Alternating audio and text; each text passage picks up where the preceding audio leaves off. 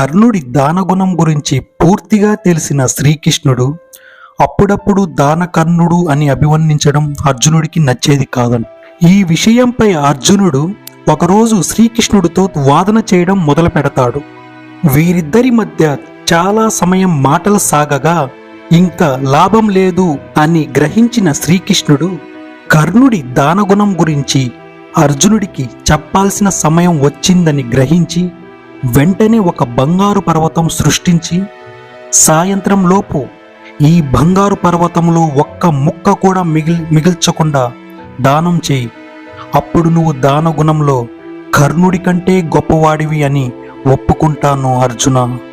అప్పుడు అర్జునుడు బంగారు పర్వతాన్ని ప్రజలందరికీ దానం చేయడం మొదలు పెడతాడు. ఉదయం నుంచి సాయంత్రం వరకు ఎంత దానం చేసినా పర్వతంలోని సగం కూడా దానం చేయలేకపోతాడు అర్జునుడు. అప్పుడు కృష్ణుడు కర్ణుడిని పిలిచి, కర్ణ, ఈ పర్వతాన్ని రేపు ఉదయంలోపు ప్రజలందరికీ దానం చెయ్యాలి, నీ వల్ల అవుతుందా అని అడుగుతాడు శ్రీకృష్ణుడు కర్ణుడిని. అప్పుడు కర్ణుడు, అంతేనా, ఇది పెద్ద పని కాదు అని ఒక ఊరి ప్రజలందరినీ పిలిచి, ఈ బంగారు పర్వతాన్ని మీకు దానమిస్తున్నాను, ఈ బంగారు పర్వతాన్ని మీరందరూ సమానంగా పంచుకోండి అని కర్ణుడు అక్కడి నుంచి వెళ్ళిపోతాడు.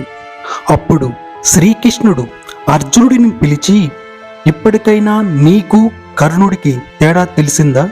ఈ బంగారు పర్వతాన్ని పూర్తిగా ఇచ్చేయాలనే ఆలోచనే నీకు రాలేదు. కర్ణుడు అలా కాదు, తన దగ్గర ఉన్న సంపద మరో ఆలోచన లేకుండా దానం చేయగల దానగుణం గలవాడు.